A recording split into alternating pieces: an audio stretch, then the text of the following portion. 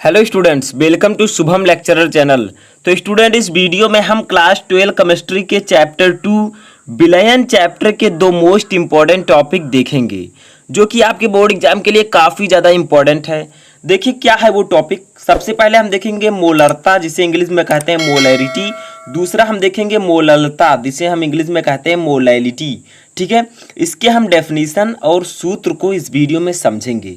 तो इसका सूत्र कितना ज़्यादा इंपॉर्टेंट है ये आप लोग देख सकते हैं प्रीवियस ईयर पेपर लेकर, क्योंकि फार्मूला इसका इतना इंपॉर्टेंट है, क्योंकि मोलरता और मोललता से रिलेटेड न्यूमेरिकल आपके बोर्ड एग्जाम में पूछे जाते हैं।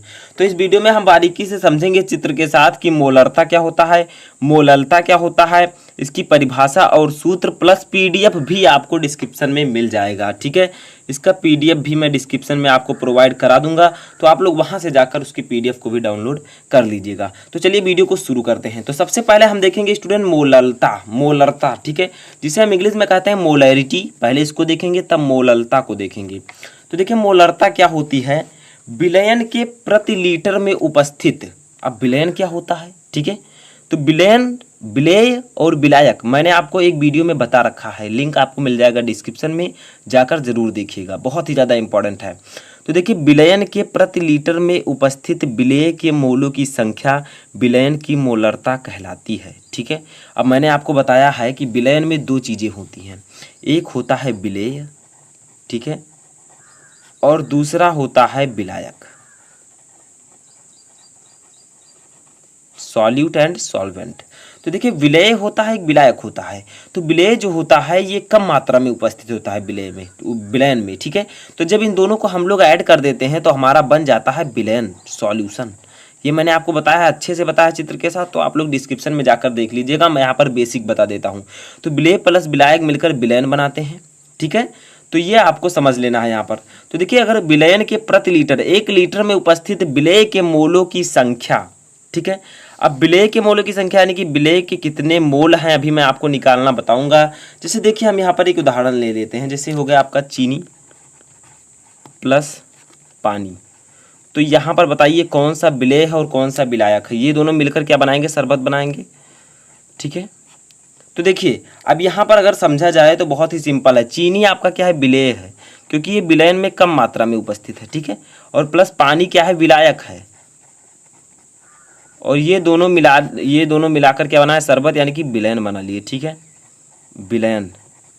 तो देखिए विलेय के मोल, जैसे चीनी हमने ले लिया, तो यहाँ पर सिंपली समझिए विलयन के प्रति लीटर में उपस्थित विलेय के मोलों की संख्या, विलेय क्या है, चीनी है, तो चीनी क्या होता है, C12H22O11। ठीक है, तो ये आपका चीनी का सूत्र होता है। तो इसके कितने मोल हैं, अभी मैं मोल निकालना भी बताऊंगा कि विलेय के मोलों की संख्या बराबर विलेय का भार बटा विलेय का अणुभार। ठीक है, तो देखिए कि संख्या विलयन की मोलरता कहलाती है। अब देखिए मोलरता को हम लोग प्रदर्शित किससे करते हैं, मोलरता को हम लोग डिनोट करते हैं कैपिटल एम से, कैपिटल एम से। ठीक है, अब चलिए हम इसके सूत्र को समझ लेते हैं। तो इसका सूत्र क्या होगा, कैपिटल एम इक्वल टू, यानी कि मोलरता इक्वल टू आपका होगा विलेय के मोलों की संख्या, विलेय के मोलों की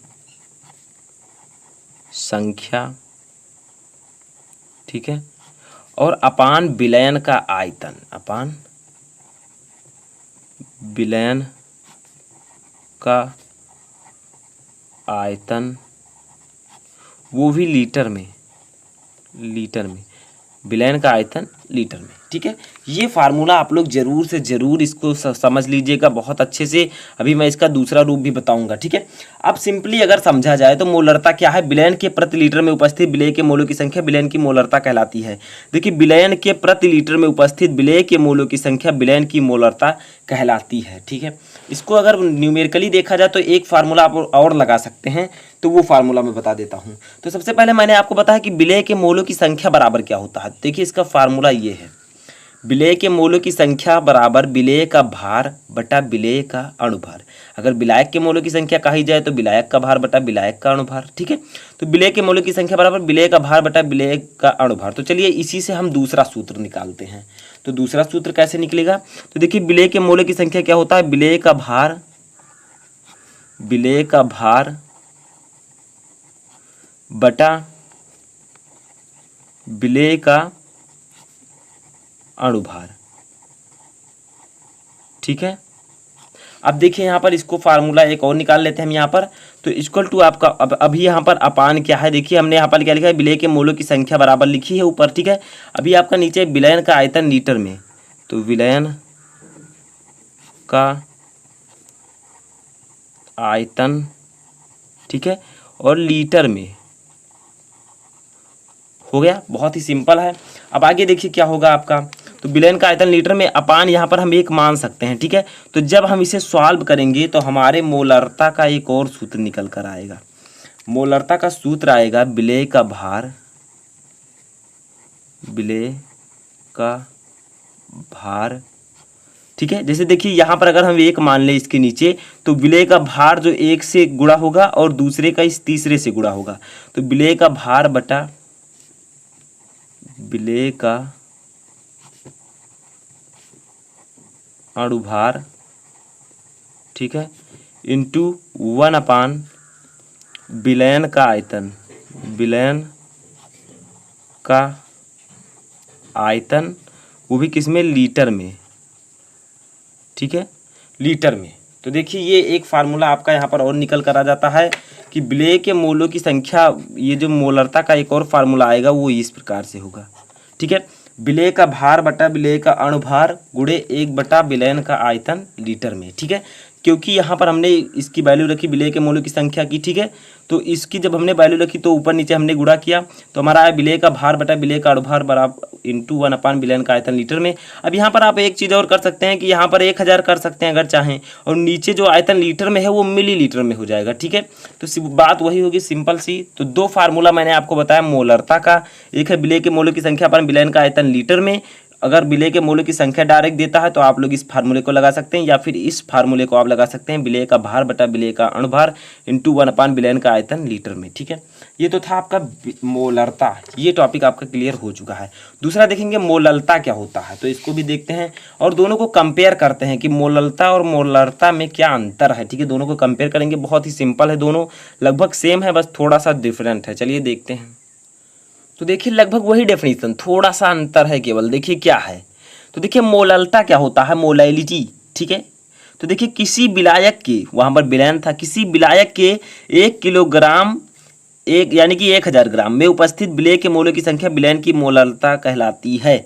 वहाँ पर था कि विलयन के 1 लीटर में उपस्थित, यहाँ पर क्या है, विलायक के 1 किलोग्राम में उपस्थित विलय के मोलों की संख्या विलयन की मोललता कहलाती है। दोनों लगभग सेम है, थोड़ा सा डिफरेंट है, वहाँ पर विलयन है, यहाँ पर विलायक है, ठीक है। मोललता को स्मॉल एम से प्रदर्शित करते हैं, वहाँ पर कैपिटल एम था। तो इसका भी सूत्र हम यहाँ पर निकाल लेते हैं, ठीक है। तो सूत्र निकालने यानी कि फार्मूला निकालने के लिए आपको क्या करना होगा, सेम वही फार्मूला, स्मॉल एम यहाँ पर लिखना होगा। इसका फार्मूला क्या होगा, तो विलय के मोलों की संख्या, ठीक है, विलय के मोलों की संख्या अपान, ठीक है, विलायक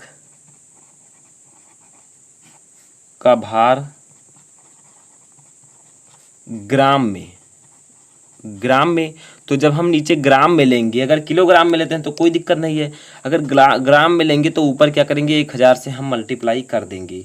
तो देखिए ये एक फार्मूला आपका निकल कर आ जाता है मोललता का, m इक्वल टू विलय के मोलों की संख्या अपन विलायक का भार ग्राम में इंटू 1000, ठीक है। वहाँ पर क्या था, विलय के मोलों की संख्या अपन विलयन का आयतन लीटर में था, ठीक है। तो वही सिंपल है।